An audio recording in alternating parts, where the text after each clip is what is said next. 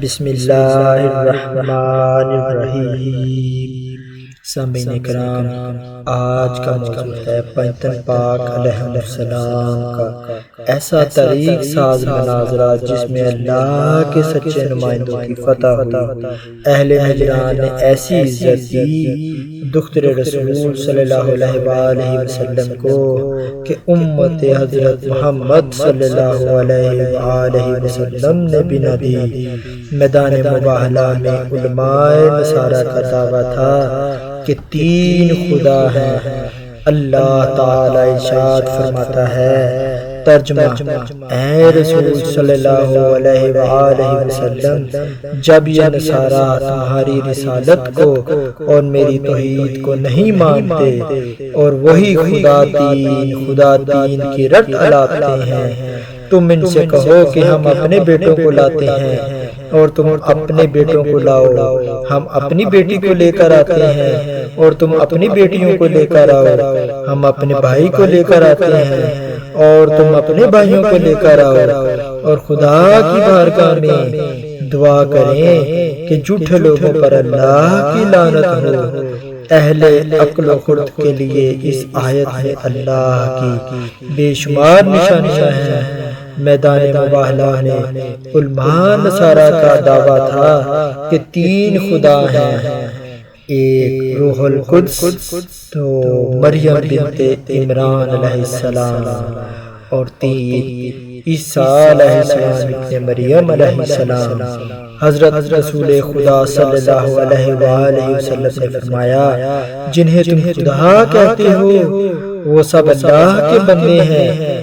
خدا ہمارا خالق ہے، ہمارا معبود ہے، اور ہم بھی اسی کے بندے ہیں۔ نصارہ نے وہی اپنی پرانی رٹ لگائی کہ خدا تین ہے، روح القدس، مریم بنت عمران اور عیسیٰ علیہ السلام۔ نصارہ نجران جنہیں خدا کہتے ہیں وہ انہیں اچھی طرح پہچانتے، وہ مافوق بشر روحانی اور نورانی مخلوق اور خالق جہان کے نور میں فرق نہ کر سکے، اور ماں بیٹے اور روح القدس کو خدا کہنے لگے۔ اب قرآن کہتا ہے، اے رسول، تم اپنے بیٹوں اور بیٹی اور نفس یا روح کو ان کے سامنے پیش کرو۔ تم عیسیٰ علیہ السلام بن مریم کو خدا کہتے ہو، ہم عیسیٰ بن مریم کے دو اماموں کو لاتے ہیں۔ اب دیکھ کر فیصلہ کرو کہ اگر عیسیٰ بن مریم تمہارے خدا ہیں تو پھر یہ حسن علیہ السلام اور حسین علیہ السلام ہر حال میں فخر عیسیٰ ہیں اور امام عیسیٰ علیہ السلام ہیں۔ اب تم عیسیٰ علیہ السلام کے اماموں کو کیا کہو گے؟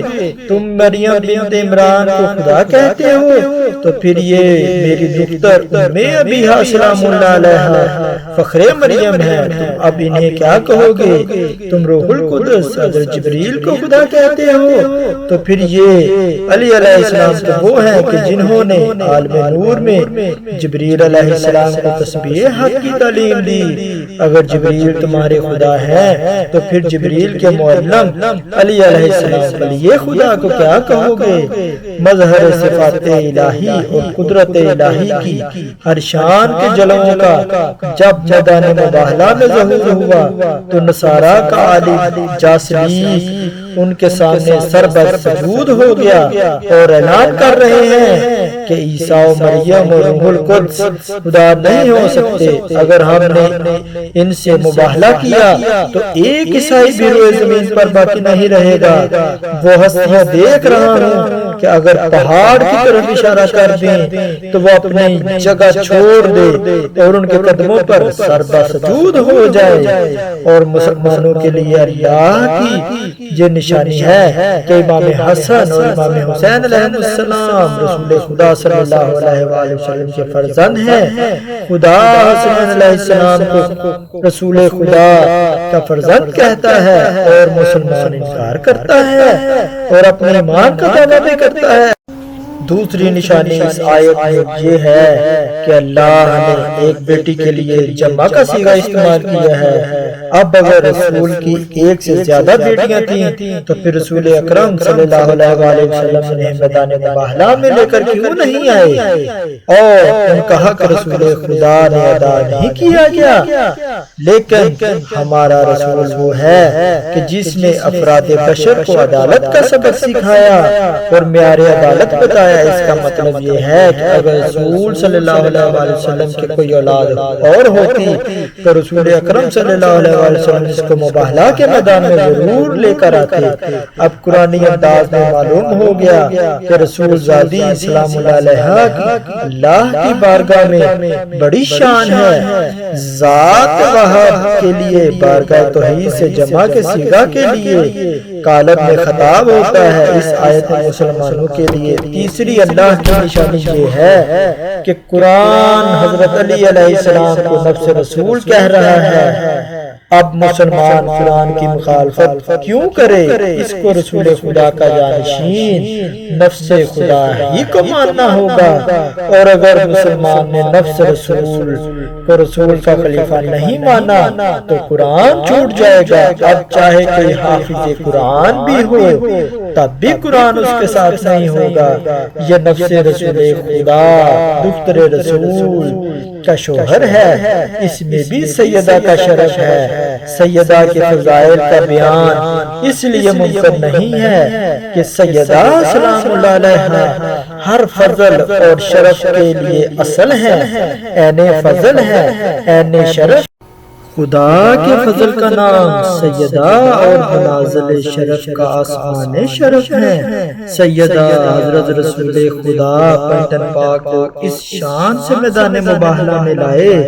امام حسین علیہ السلام آغوش رسالت میں ہیں اور امام حسن علیہ السلام حضرت رسول خدا کا دست مبارک ہاتھ میں تھامے ہیں، اور سیدہ معظمہ سلام اللہ علیہ رسول خدا کے قدم پر قدم رکھتی ہیں۔ وہ نبوت کے راستے پر گامزن ہیں اور امامت کے لیے راستہ بنا رہی ہیں، اور یہ بھی کہ رسول کے اتباع کی بس یہی صورت ہے کہ رسول کے نقش قدم پر معدن عصمت و طہارت کا قدم پڑے، اور امام معصوم اس نقش قدم پر چل کر بتائے کہ بس رسول صلی اللہ علیہ وآلہ وسلم کی پیروی کی یہی صورت ہے۔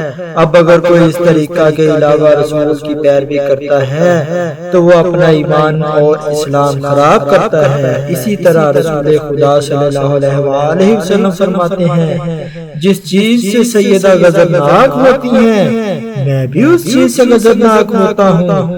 وہ میرا ٹکڑا ہے، جس نے اس کو رنجیدہ کیا اس نے مجھ کو رنجیدہ کیا۔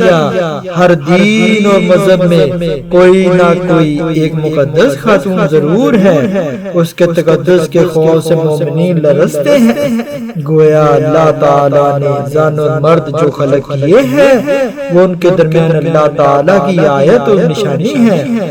عیسائی مذہب میں حضرت مریم تقدس اور پاکی کا ایک معیار ہے، اور دین اسلام میں وہ خاتون جنت دختر رسول سلام اللہ علیہ ہے، اور بے شک تصویر رسالت ہے، اور پارائے تن رسول کریم صلی اللہ علیہ وآلہ وسلم ہے۔ حضرت سیدہ معظمہ سلام اللہ علیہ کی حیات تاریخ میں وہ پہلا صفحہ ہے کہ جس کو کلمات الہی کی مداد لکھا گیا ہے، اور ہم اس میں عظمت و بزرگی کی رنگوں کا مشاہدہ کرتے ہیں۔ وہ صفحہ ہے کہ جو اسلام کی حقانیت کا عنوان بن گیا ہے۔ ان کی مثال تاریخ بشریت میں نہیں ملتی۔ یہ رسول اکرم کی تعظیم اور تکریم کا مرکز ہے، جس کے ہاتھوں کو افضل المرسلین چوما کرتے ہیں، اور اس کے خاک قدم کا فرشتگان مقرب طواف کرتے ہیں۔ ایمان اور اسلام کی اس ہستی کا نام دختر رسول سلام اللہ علیہ ہے کہ علم و حکمت جس کا حالہ کیے ہے اس ہستی کا اسم گرامی سیدہ معظمہ فاطمہ سلام اللہ علیہا ہے کہ جس کی شان میں آیت تطہیر ہے اور وہ سیدہ فتح مباہلہ ہے۔ اللہم صلی علی محمد و آل محمد وعجل فرجاہ۔